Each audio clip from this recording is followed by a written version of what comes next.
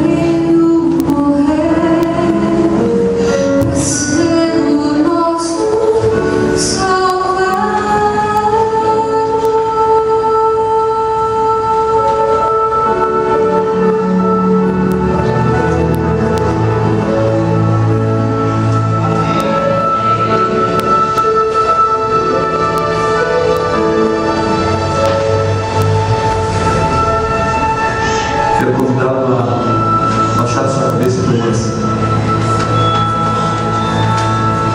Obrigado, nosso Deus, porque Tu és o nosso Salvador. Obrigado pela paz que temos aqui, Senhor.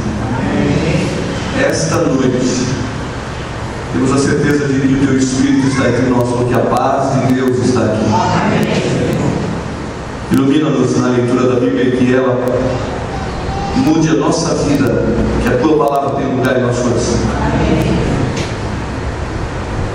Se alguém entrou aqui, Senhor, com uma luta muito grande, hoje este, pelo poder do Espírito Santo, saberá quem é o seu Deus e alcançará a vitória. Pelo sangue de Jesus, que não somente o Espírito Santo e os anjos do céu estejam neste lugar, iluminando a cada um de nós, que o sangue de Jesus Todo-Poderoso esteja entre nós, nos lavando de nossos pecados. Amém. Quero nesta noite falar a você sobre a maior de todas as batalhas do ser humano. Que bom que você veio. Que bom poder estar com você aqui na igreja e os amigos. E eu vejo o Geraldo e a Márcia no meu coração. Que bom vê-los também. E a todos os queridos irmãos que aqui estão. Amigos que aqui estão. Deus tem sido grandioso conosco, você que está assistindo pela internet e a você que está no outro salão. Seja bem-vindo também. Quero convidá-lo a abrir a palavra do nosso Deus, uma história. Vamos ler muito da Bíblia hoje. Pelo menos vamos ler assim 46, 47 versículos. Vamos ler bastante da Bíblia. Tome sua Bíblia. Se você não a trouxe, não há problema. Eu vou ler para você, tá bem? E se você deseja de uma Bíblia emprestada, nós também temos. É só você enviar a mão e alguém vai emprestar uma Bíblia para você. Livro de 1 Samuel, capítulo 17. 1 Samuel, capítulo 17. Uma história conhecidíssima de todos nós. 1 Samuel, capítulo 17. Tome sua Bíblia na mão ou acompanhe a leitura. Ajuntaram-se os filisteus e suas tropas para guerrear e congregar em Socó, que está em Judá, e acamparam-se entre Socó e Azeca, em Efes-Damim. 1 Samuel, capítulo 17. Saúl e os homens de Israel ajuntaram-se e acamparam-se no vale de Elá e ordenaram batalha contra os filisteus. Os filisteus estavam no monte de um lado e os israelitas estavam no monte do outro lado, por entre eles um vale. Verso 4. Saiu do arraial dos filisteus um homem guerreiro, cujo nome era Golias de Gate, que tinha 6 côvados e 1 palmo de altura. Trazia na sua cabeça um capacete de bronze e vestia uma couraça escameada de bronze, cujo peso era de 5.000 ciclos. Trazia grebas de bronze nas pernas e um dardo de bronze por entre os ombros. A haste de sua lança era como um eixo de tear, e a ponta de ferro de sua lança pesava 600 ciclos, e ia diante dele um escudeiro. Verso 8. Parou e clamou às tropas de Israel e lhes disse: por que saíste para ordenar batalha? Não sou eu o filisteu e vós, servos de Saul? Escolhei entre vós um homem que possa pelejar contra mim, e se ele puder pelejar comigo e me ferir, seremos vossos servos. Porém, se eu vencer e me ferir, então sereis nossos servos e nos servireis. Verso 10. Disse mais o filisteu: hoje mesmo desafio às filhas de Israel, dá-me um homem para que ambos pelejemos juntos. Ouvindo Saul todo Israel as palavras dos filisteus, espantados se tremeram tremendamente. Verso 12. Ora, Davi era filho de um homem efrateu de Belém de Judá, cujo nome era Jessé. Jessé tinha 8 filhos nos dias de Saul, e esse homem já era velho e avançado em idade. Os 3 filhos mais velhos de Jessé tinham ido com Saul para a guerra, Eliabe, o primogênito, Abinadab e o terceiro Samá. Davi era moço, os 3 mais velhos seguiam Saul, mas Davi ia e voltava a Saul para apacentar as ovelhas de seu pai. Verso 16. Durante 40 dias apresentou-se o filisteu pela manhã e pela tarde. Ora, disse Jessé a seu filho: toma para teus irmãos uma éfa de grão tostados, 10 pães, e corre para levá-los ao arraial, aos teus irmãos. Leva também 10 queijos aos seus comandantes de 1000. Visitará teus irmãos para ver se estão bem, trará notícia deles. Eles estão com Saul e todos os homens de Israel no vale de Elá, pelejando contra os filisteus. No dia seguinte, Davi levantou-se de madrugada, deixou as ovelhas com o guarda da bagagem, carregou e partiu com Gesem e Ordenário. Chegou a Arraial quando o exército estava saindo para ordenar a batalha. Gritos clamavam para a peleja. Os israelitas e os filisteus puseram-se em ordem de fileira contra eles. Davi, deixando a carga que trouxera com o guarda-bagagem, correu à frente da batalha. Chegando lá, perguntou aos seus irmãos se estavam bem. Verso 23. Estando Davi ainda a falar, veio de súbito o exército dos filisteus com um homem guerreiro, cujo nome era Golias de Gate, o filisteu, que falou aquelas palavras conforme Davi as ouviu. Verso 24. Quando todos os homens de Israel viram aquele homem, fugiram de diante dele tremeram tremendamente. Verso 25. Diziam uns aos outros: viste aquele homem que subiu para afrontar Israel? Quem o matar o rei acumulará grandes riquezas e lhe dará sua filha, para que a casa do seu pai também esteja livre dos impostos de Israel. Perguntou mais aos homens que estavam com ele: que para um homem que matar os filisteus e tirar a afronta do povo de Israel? Quem é esse incircunciso para afrontar o exército de Deus vivo? O povo repetiu aquelas palavras, dizendo: assim se fará o homem que matar o filisteu. Ouvindo Eliabe, seu irmão mais velho, falar aqueles homens, acendeu-se a ira contra Davi e disse: por que saíste daqui? Com quem deixaste aquelas poucas ovelhas no deserto? Bem conheço a tua presunção e a maldade do teu coração. Desceste aqui para ver a peleja. Verso 29. Disse mais Davi: que fiz eu agora? Não posso nem fazer uma pergunta? Então desviou o olhar para o outro lado e falou a mesma coisa ao povo, que tornou a responder como antes. Ouvindo as palavras de Davi, anunciaram-nas a Saul, que mandou chamá-lo. Disse Davi a Saul: não desfaleça teu coração e o de ninguém por causa desse filisteu. Teu servo irá pelejar contra ele. Respondeu Saul contra esse filisteu: não podes ir à peleja. Tu és moço e ele é um homem experimentado de guerra desde a sua mocidade. Porém Davi disse a Saul: teu servo apacentava as ovelhas de seu pai. Sempre vinha um leão, um urso, tomava o cordeiro do rebanho, e eu saía após ele e o matava, arrancando o cordeiro da sua boca. Levantando-se contra mim, agarrava-o pela barba, feria e o matava. Teu servo matava assim um leão com o urso, e este incircunciso será como um deles, porque afrontou o exército de Deus vivo. O Senhor que me livrou das garras do leão, das garras do urso, me livrará desse filisteu. E disse Saul a Davi: vai-te, e o Senhor seja contigo. Verso 38. Então Saul vestiu a Davi com a sua própria armadura, e pôs sobre a cabeça um capacete de bronze, e o fez envergar pela couraça. Davi cingiu-se com a espada, tentou andar junto com aquela armadura, mas não estava acostumado. Então disse Davi: não posso nem andar com tudo isso, não estou acostumado. E assim tirou tudo aquilo sobre si. Verso 40. Então tomou o cajado na mão, escolheu 5 pedras lisas, pô-las com alforje de pastor que trazia, lançando a mão à funda, aproximou-se do filisteu. O filisteu também vinha aproximando-se de Davi com seu escudeiro. Olhando o filisteu e vendo Davi, desprezou, porque era moço ruivo de boa aparência. Disse a Davi: sou eu um cão para vir a mim com paus? E o filisteu, pelos deuses, o amaldiçoou. Verso 44. Disse a Davi: vem a mim, e darei a tua carne às bestas do céu e às aves. Desculpe, as aves do céu e as bestas do campo. Disse Davi ao filisteu: tu vens a mim com espada e lança e escudo, mas eu venho a ti em nome do Senhor Deus dos exércitos, o Deus de Israel, a quem tu afronta. Verso 46.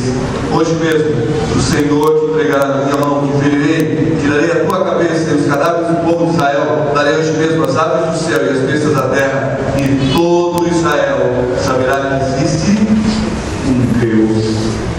Saberá esta congregação que o Senhor salva com espada e nem lança, pois do Senhor é a guerra, Ele nos entregará em nossas mãos. Levantando-se o filisteu, indo ao encontro de Davi. Este apressou para o combate, para lutar. Davi meteu a mão no alforje, tomou a pedra, colocou na funda e feriu o filisteu na testa. E a pedra lhe cravou na testa, e ele caiu com o rosto em terra. Assim Davi prevaleceu com uma funda na mão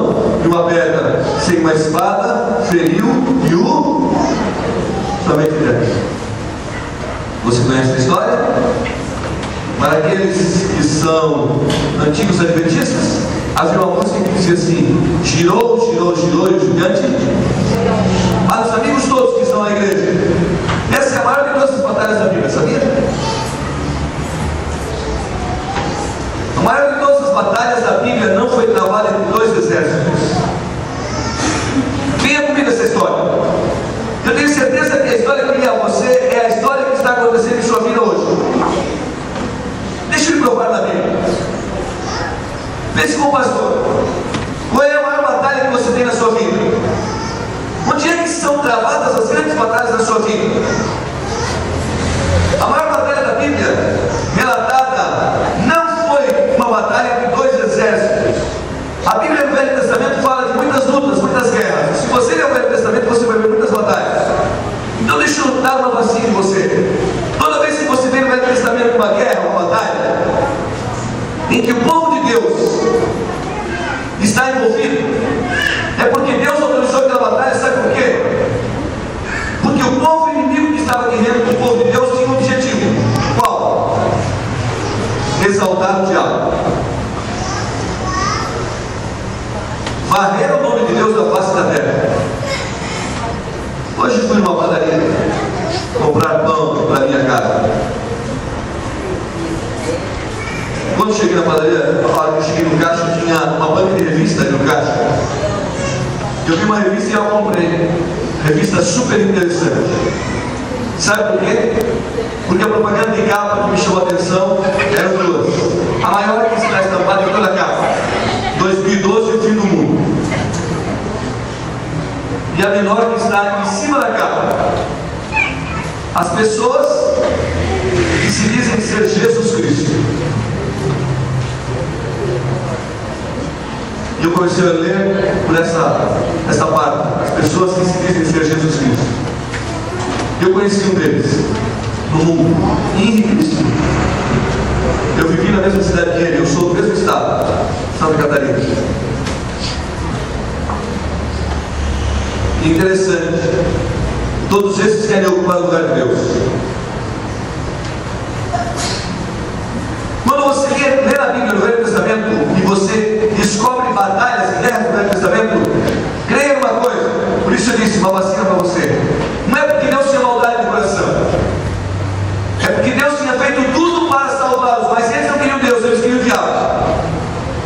E o objetivo supremo, o mesmo que desses homens da revista super interessante, varreram o nome verdadeiro de Deus da face da terra e ocuparam o lugar de Deus. Então as batalhas do Velho Testamento era quando o povo já não queria mais Deus, nem mesmo que Deus aparecesse pessoalmente para eles. E então, como um ato de misericórdia de Deus, Deus permitiu que eles morressem em guerra. Um ato de misericórdia. Mas ontem nós aprendemos que Deus não invade a privacidade. E aquele povo que batalhou para varrer o nome de Deus da face da terra. Eles estavam exaltando o nome do demônio no lugar do nome de Deus. Se você puder, não falte amanhã. Eu começo a minha mensagem hoje, mas termino amanhã. Hoje eu quero falar a primeira parte: a maior batalha do ser humano. Amanhã eu quero falar a segunda parte: a batalha que o ser humano não precisa batalhar. Eu sei que estou falando para pessoas esta noite que estão batalhando batalhas que não precisam batalhar. Amanhã você vai descobrir. Hoje eu quero falar a maior batalha que você pode batalhar. A maior de todas as guerras dos seres humanos, elas não são travadas em meio à multidão. Você está aqui em um grupo grande, nós estamos aqui mais de 200 pessoas. E quando a gente está no meio da multidão, a gente tenta esconder as batalhas da gente. Sabe onde é que você batalha as suas maiores batalhas? Sozinho, consigo mesmo. Não é aqui no meio da multidão. Aqui no meio da multidão, sabe o que a gente faz? A gente se veste bem, a gente passa uma cola no cabelo, passa até o perfume, veste uma roupa melhor. Mas a maior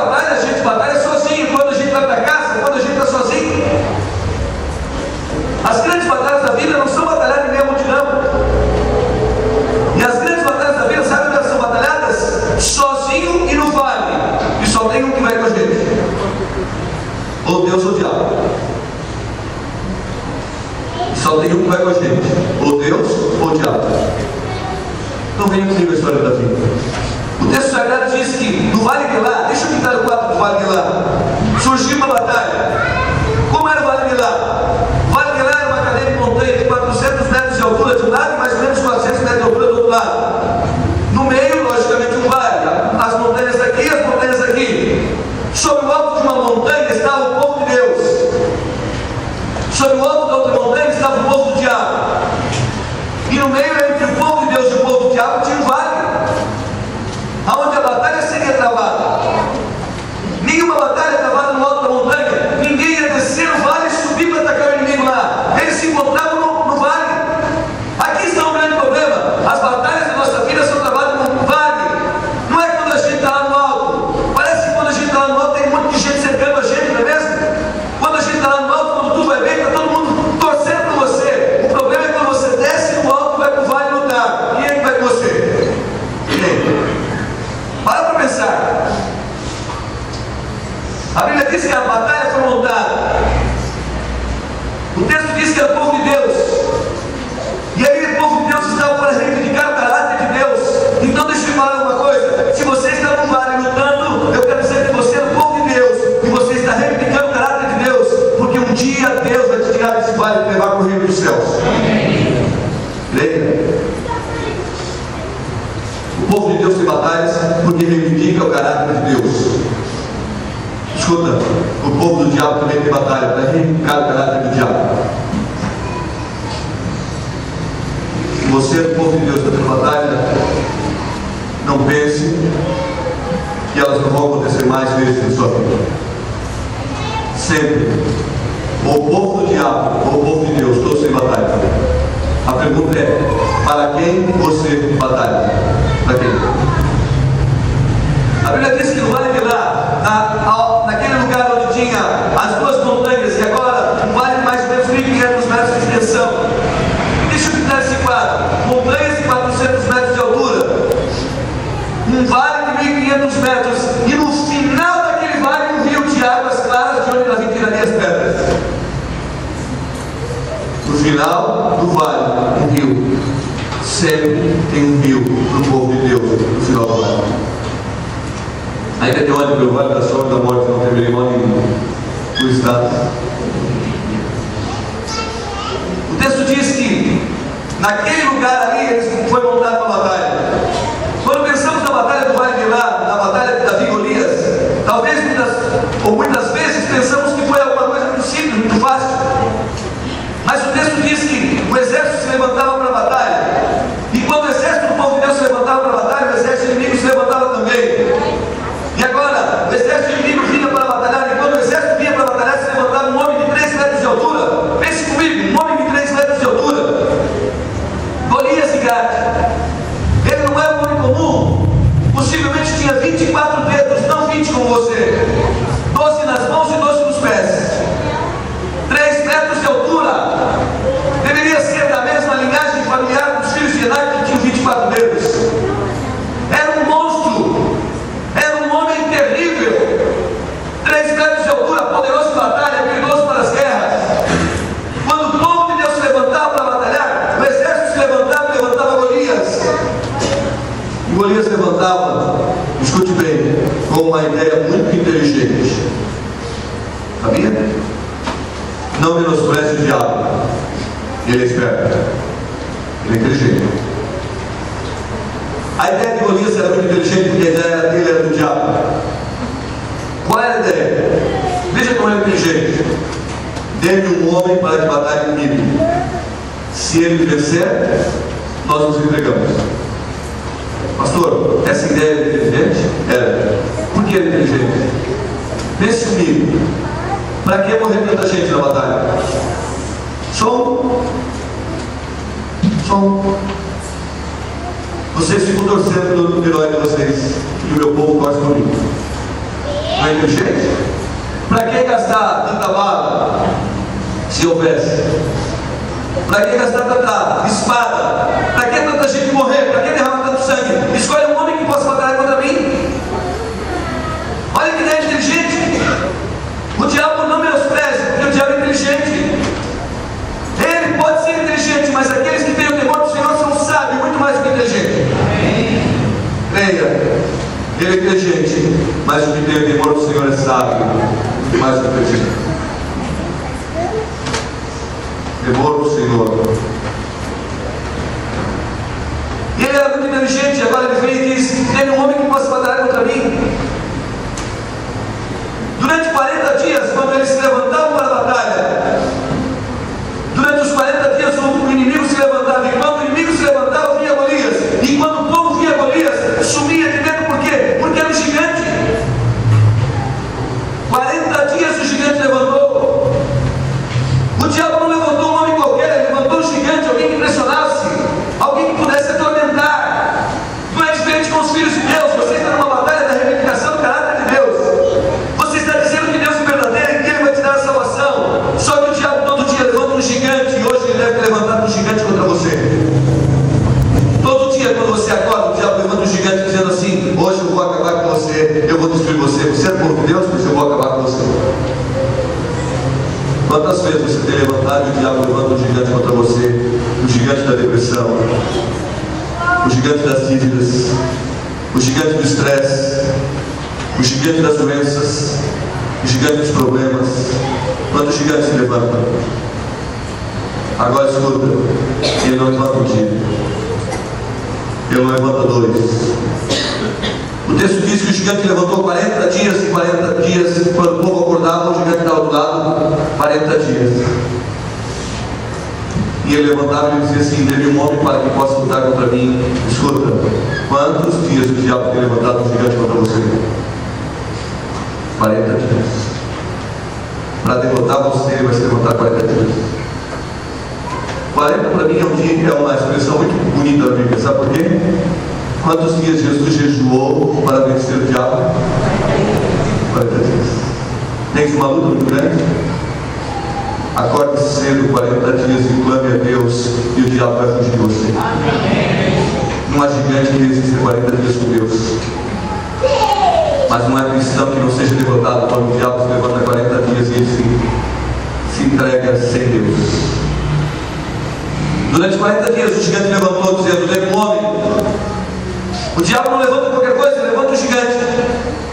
O diabo não levanta qualquer coisa, ele levanta coisa terrível para tentar impedir você de vencer a batalha de Deus, para dizer que você não vale nada. Ele levanta um gigante. Durante 40 dias o gigante levantou desafiando o povo de Israel, e só havia um homem que podia lutar contra o gigante Golias. Qual era o nome dele? Não era Davi, Saul. Era Saul. No meio do povo de Israel só havia um homem, não era Davi, era Saul. Saul era um rei. Saul não tinha 3 metros de altura, mas Saul tinha toda a capacidade que alguém poderia imaginar num homem para batalhar.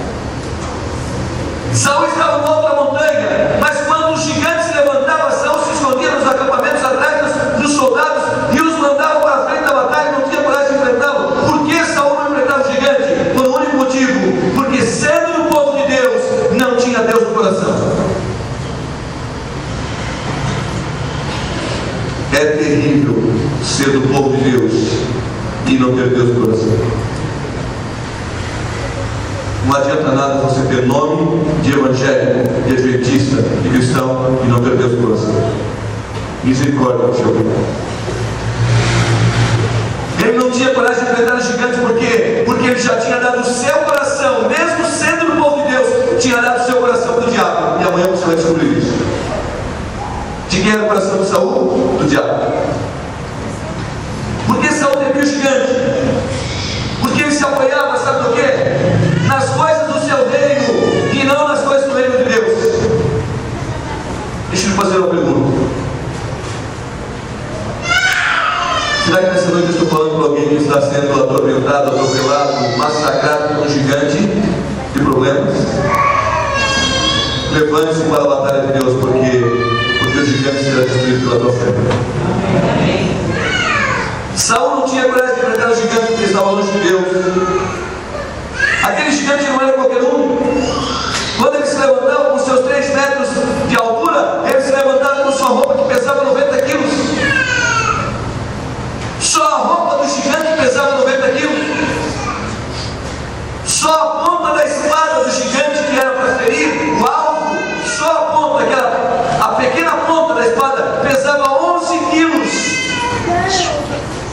A roupa do gigante vocês jamais conseguiriam levantar sozinhos.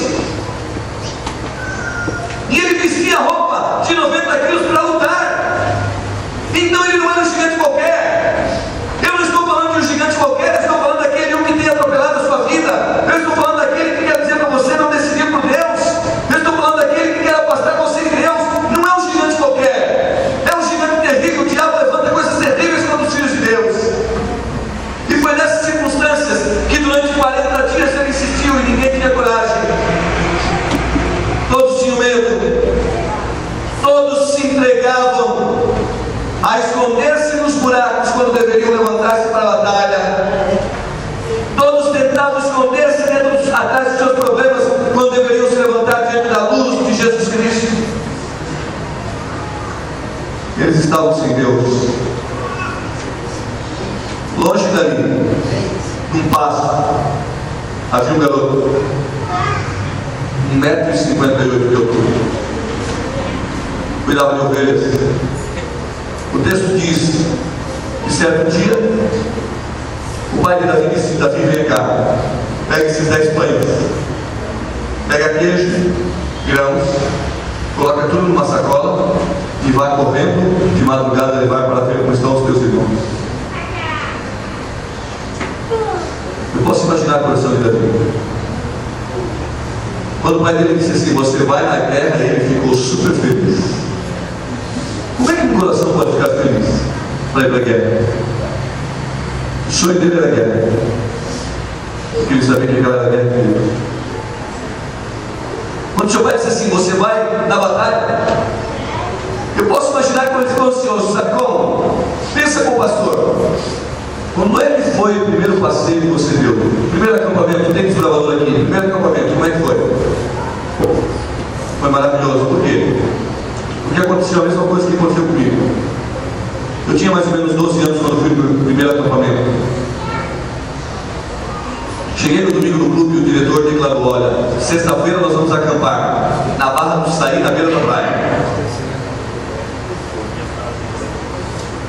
Me deu todas as dicas para o acampamento. Era o meu primeiro acampamento. Sonho. Quando eu cheguei no domingo em casa, tarde, sabe o que eu fiz? A primeira coisa, depois do almoço, arrumei a minha mochila.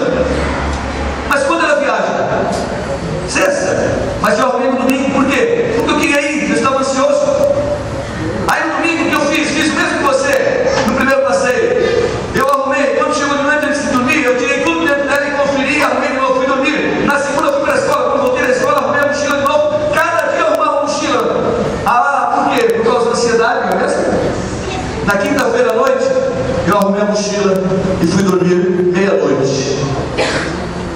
E o acampamento ia sair às 5, mas quando foi às 2h30 eu acordei para ver como é que estava a minha mochila para ir para o acampamento. É mais ou menos assim que acontece com você, não é? Primeiro passeio, você tem ansiedade.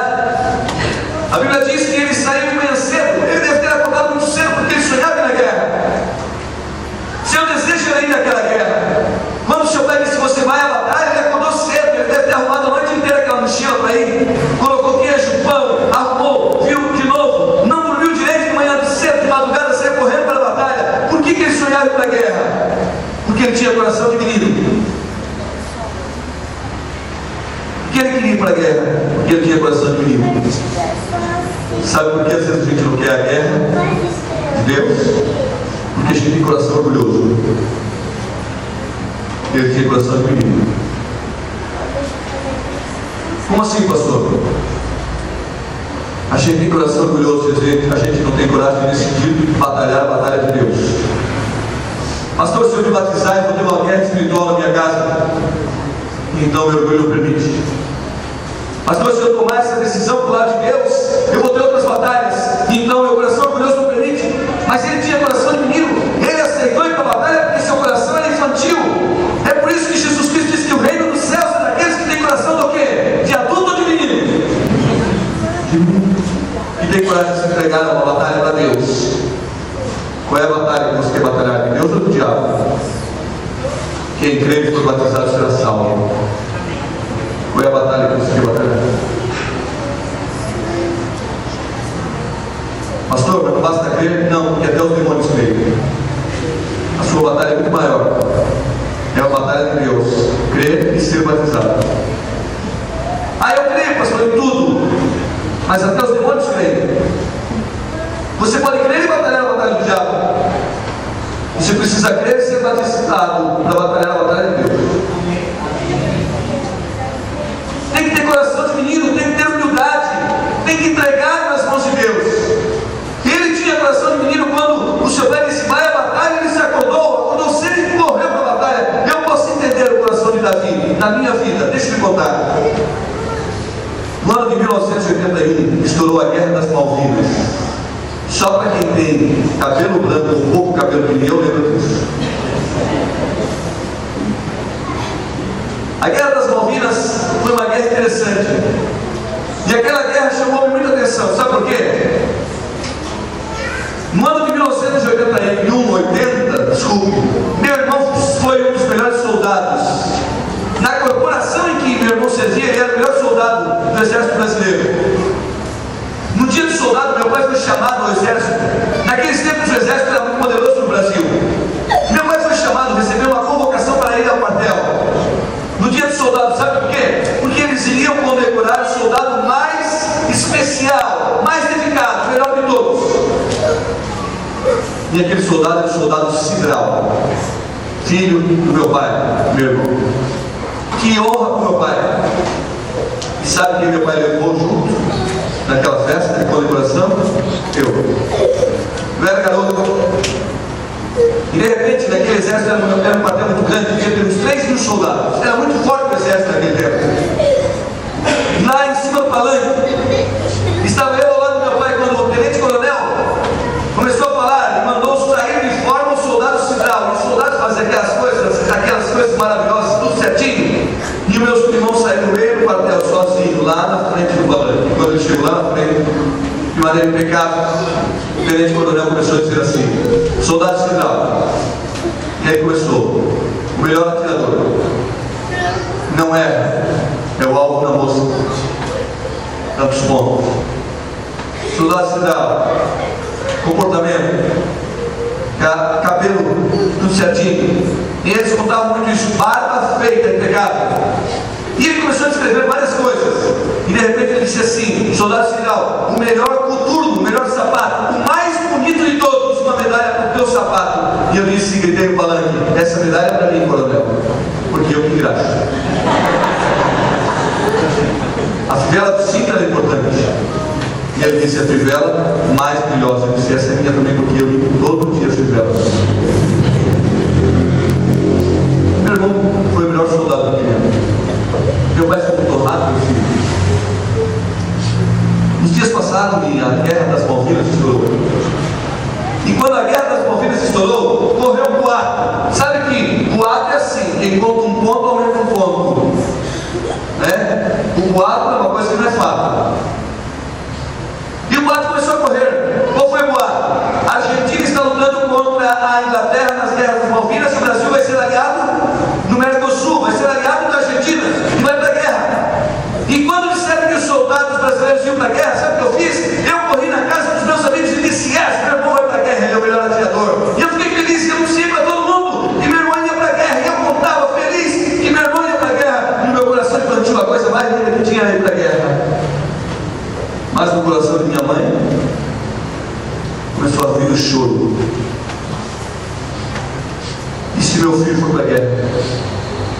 No coração de criança, eu achava a coisa mais bonita, porque criança é inocente.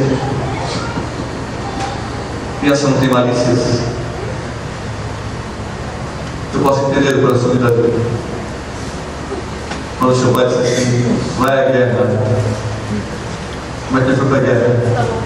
De peito aberto, de coração. E sabe quem levou para a guerra?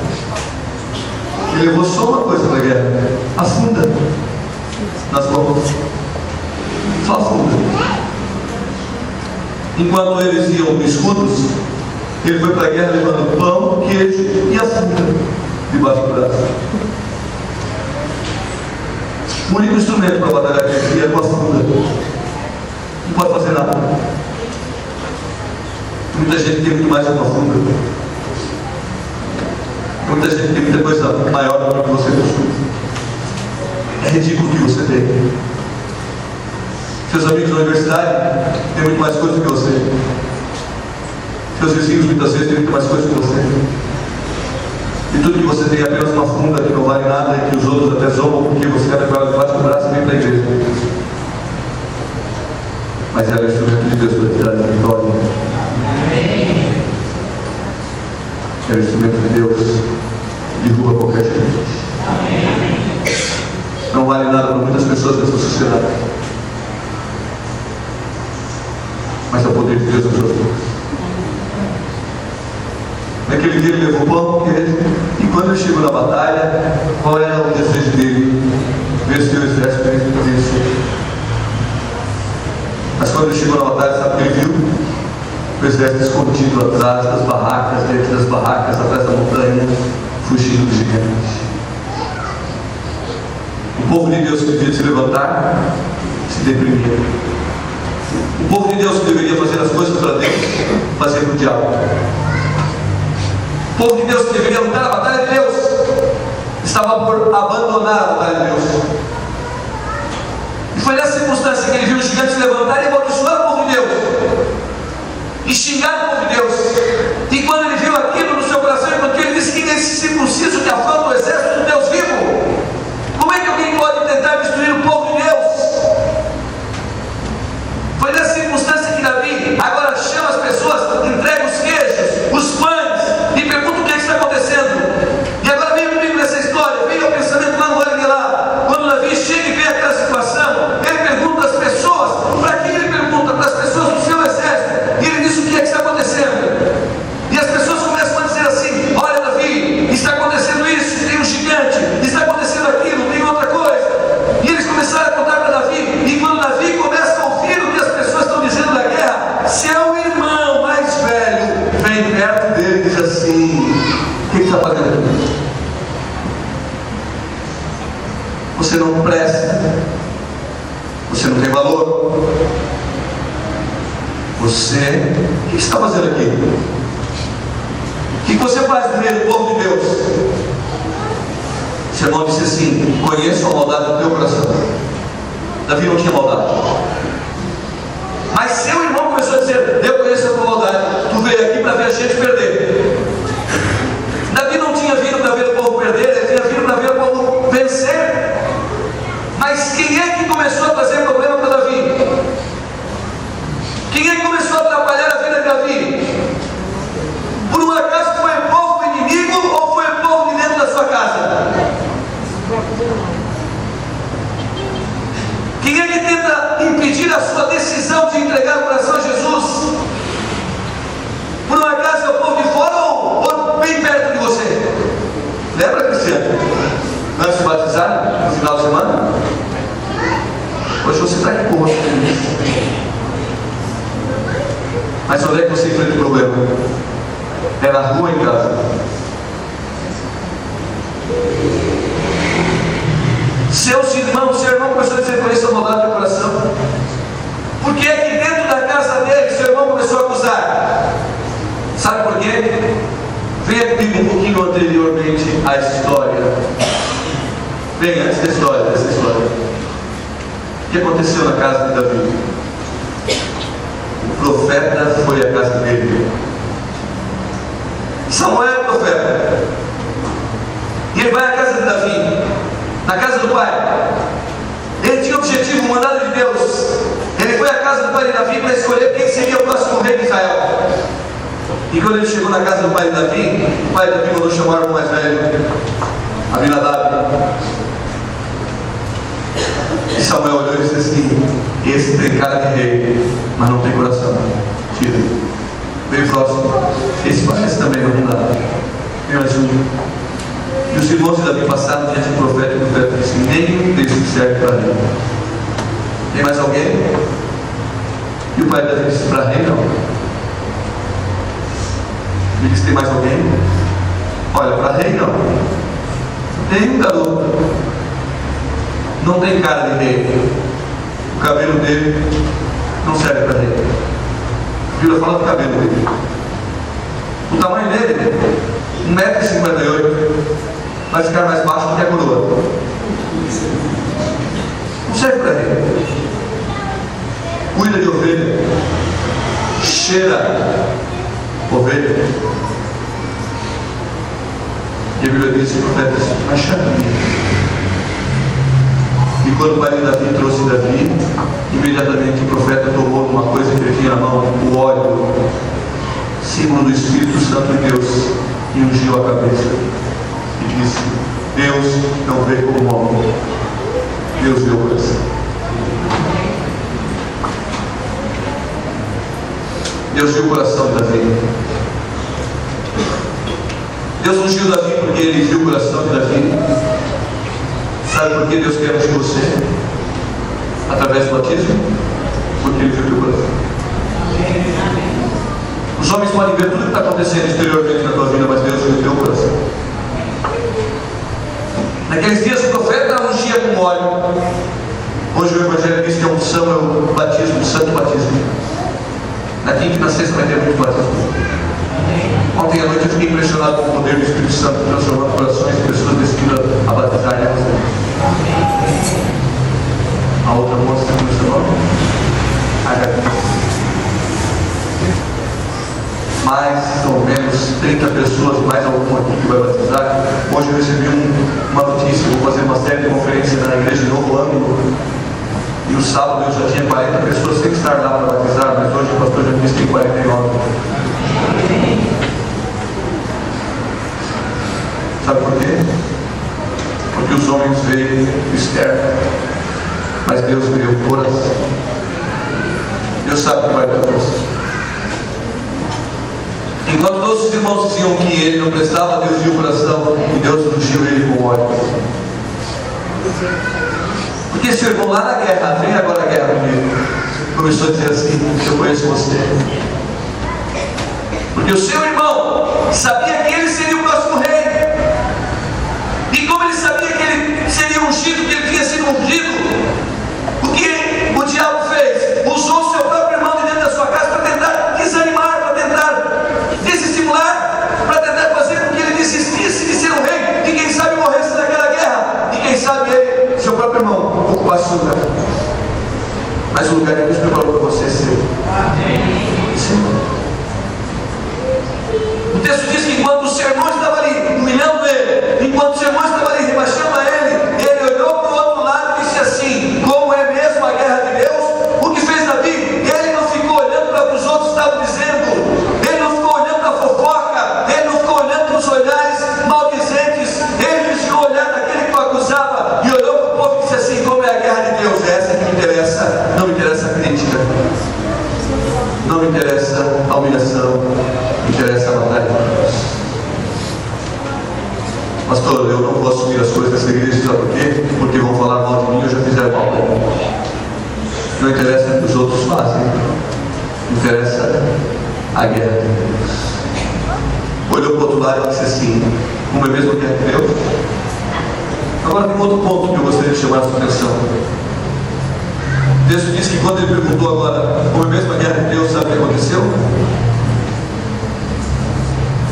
Ele disseram assim: é contra um gigante. Se é contra um gigante, muita gente não quer guerra. Essa guerra é contra um gigante. Se é contra um gigante, muita gente diz: não, eu não quero. Só que na hora que disseram que era contra um gigante, ao mesmo tempo disseram assim: é contra um gigante, mas tem um detalhe, ganha presente. Ganha 3 presentes. O que as igrejas estão fazendo por aí?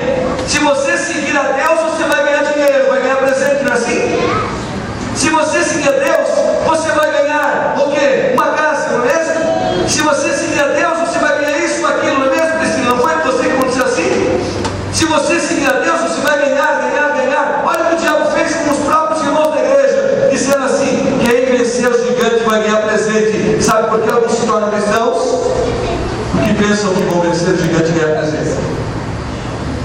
Se for fiel no dízimo, vai ganhar mais dinheiro. Ninguém é fiel no dízimo para ganhar dinheiro.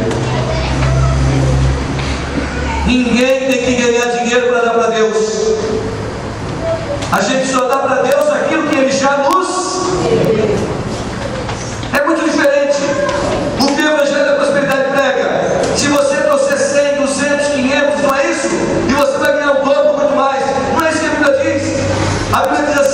Se você foi abençoado por Deus, você vai ser fiel.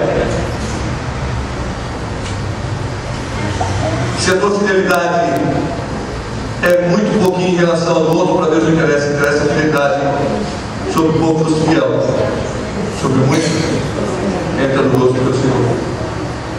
Não é quanto você tem, é quanto você ganhou, você vai ser fiel.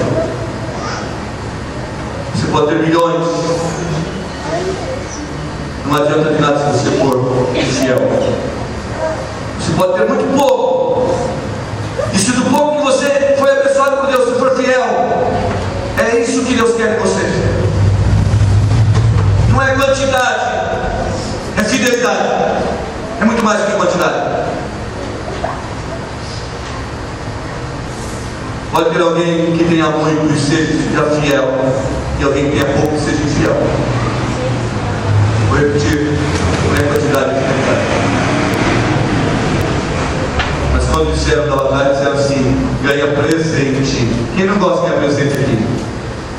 Não minta. Sabe como é que as pessoas mentem? Elas mentem assim, ó. Você vai no aniversário, e daí a pessoa te recebe no aniversário dela, aí você leva um presente bonito, uma caixa vermelha bonita, e quando você chega à porta você diz: olha, eu trouxe um presente para você. E a pessoa mente para você assim: ah, nem precisava. Não é assim? Mente dizendo que não precisava. Aí você vai no outro dia no aniversário e não leva nada. Daí você vai embora, a pessoa diz assim: veio, comeu e deu uma lembrancinha depois. Não é assim? Como ser humano mente, né? Quem não precisava, deixa de mentir. Quem não gosta de um presente? Mas olha, aquela guerra não era questão de presente, só que os olhos gordos do ser humano que desejam só coisas dessa vida disseram: ganha 3 presentes. Que 3 presentes? Primeiro, dinheiro. Quem não gosta? Ah, pastor, eu não gosto. Precisa, dinheiro não traz felicidade, mas alivia o sofrimento. Dinheiro, vai ganhar muito dinheiro, está escrito na Bíblia. Segundo presente, também é um presente bom, não vai pagar impostos, isenção fiscal, também é um bom presente. O terceiro presente, eu não sei se era bom, casar com a filha do rei, mas se ela não fosse bonita, ia ter que aguentar, né? 3 presentes. As pessoas vieram a ele e disseram: vai ganhar presente. Mas ele não estava preocupado com o presente, ele estava preocupado com as coisas de Deus. Você não tem que estar preocupado com coisas que você vai ganhar porque você se batizou. Você não tem que estar preocupado com dinheiro que você vai ganhar, porque o Evangelho não promete dinheiro. O Evangelho promete bênção. E bênção é algo muito mais do que dinheiro. Você poderá ter muito dinheiro e não ter a paz. Agora, se você não tiver dinheiro e tiver saúde e paz, você é a pessoa mais feliz da face da terra. E a Bíblia diz que Davi vai e diz assim: eu vou batalhar contra ele. Conta toda a história. Qual a história? Conta que um dia ele venceu o leão e o urso. A história é contada ao rei, que o manda chamar. Quando ele chega diante do rei, ele diz assim: você é um forte, você é filho de Jessé, você só tem 1,58 m, e ele é da guerra, ele é forte. Não é assim que o diabo fala com você? O fulano pode, você não.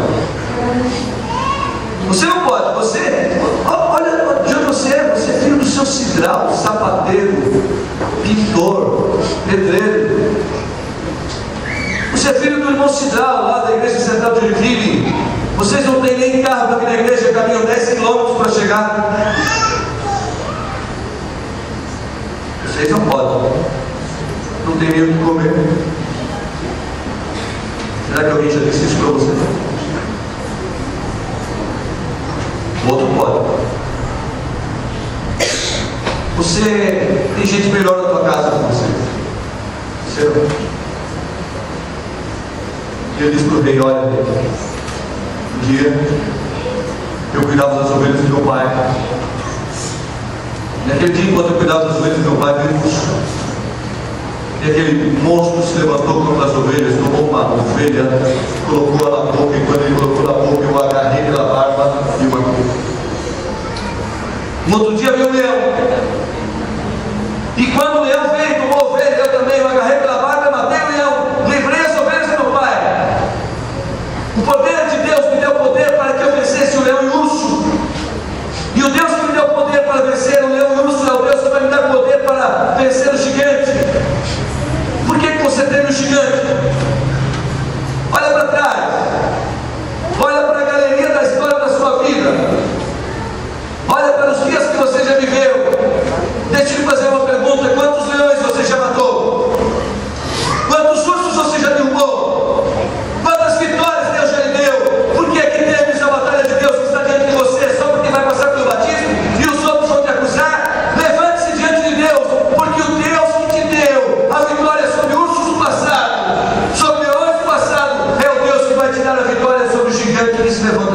você? Amém. Quantos você já venceu? Quanto urso você já matou? Quanto leão? Olha para trás. Quem te ajudou a chegar até aqui? É aquele que vai te ajudar a chegar até o céu. Ele que deu vitória no passado e te levará para o futuro. Diante dessa história, o rei se rendeu. Mas o rei fez uma coisa, sabe o que ele fez? Ele disse assim: a roupa dele é de 90 quilos, é couraça, veste a minha. E ele vestiu a couraça do rei, mas ó, era grande demais. O rei era grande. Colocou a espada no rei e não conseguia nem se mexer. Colocou a roupa para lutar, que era a roupa do rei, mas não podia mexer. Por quê? Porque não era dele. A sua roupa de luta é sua. O que serve para mim não serve para o Jama. O que serve para o Jama não serve para a Márcia. O que serve para a Márcia não serve para o Você percebe isso? A batalha espiritual, cada um tem a sua veste espiritual. Você não pode viver pela fé do outro. Você tem que ser a sua fé. Você tem que batalhar com a sua veste espiritual. O apóstolo Paulo diz assim: revestivos da armadura de Deus. Coloque sobre a cabeça o capacete da salvação. Mas os capacetes da sua salvação só servem para você. A veste de vitória é sua. É a sua comunhão com Deus. Eu sei que nessa noite, antes de dormir, a minha querida mãe lá em Santa Catarina vai ajoelhar do lado da cama e ela vai orar por 7 filhos e vai lembrar de um filho que é pastor. E vai orar por mim. Mas eu não posso viver pelas orações da minha mãe. As orações dela me dão força. Mas eu tenho que ter a minha oração, a minha vida. Eu sei que um dia a minha mãe se batizou no ano de 1969. Mas eu não podia viver pelo batismo da minha mãe. Eu tinha que tomar uma decisão de batizar. Eu sei que um dia minha mãe entregou o coração a Jesus quando ela conheceu o Evangelho. Mas eu não posso viver pela entrega dela. Eu tenho que entregar a minha vida. Você entende o que Saul fez? Tentou colocar Davi na guerra com a roupa dele. E Davi não podia nem se mexer. O que serve para um não serve para outro. A sua comunhão é particular. A sua decisão é pessoal. A decisão é sua. É você e Deus. E foi naquele dia que Davi tirou tudo aquilo que sobre si. E agora Davi vai para uma batalha totalmente diferente aos olhos humanos. O texto sagrado diz que ele desce no vale de lá, longe da roupa do rei, longe das coisas do mundo. E agora ele vai para a batalha onde? No vale. Onde é que as batalhas são travadas? Vale. Sozinho com Deus. Sozinho com o diabo. Misericórdia. Com quem você vai batalhar? Eu fiquei impressionado com a revista Veja há poucos dias, quando li a reportagem de um dos homens considerado mais bonito do Brasil, o câncer. E foi batalhar a sua batalha da doença num centro espiritualista. Eu fiquei impressionado com uma revista onde as pessoas deitadas em camas e macas. Impressionante aquilo. Buscando uma cura espiritualista. O problema não está em ter fé. Todos têm.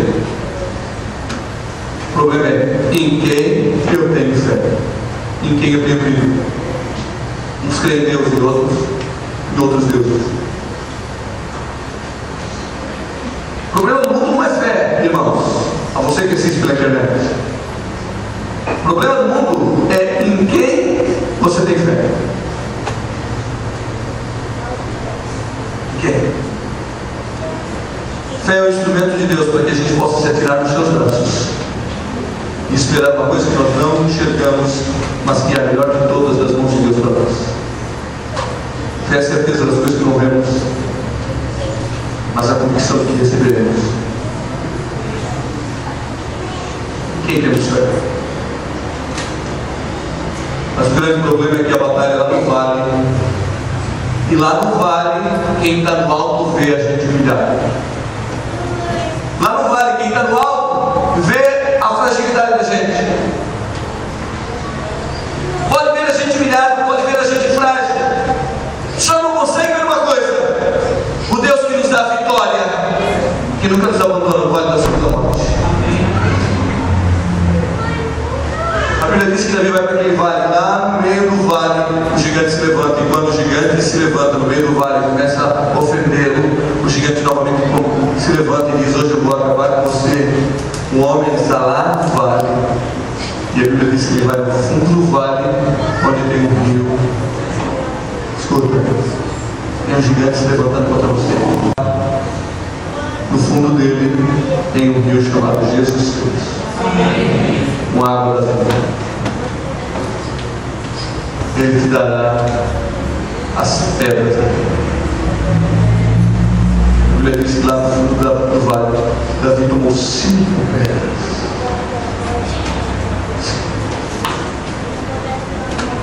Mas ele precisou saber.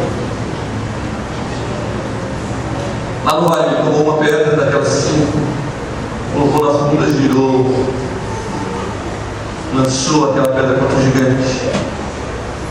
E a palavra inspirada da profecia adventista do 7º dia,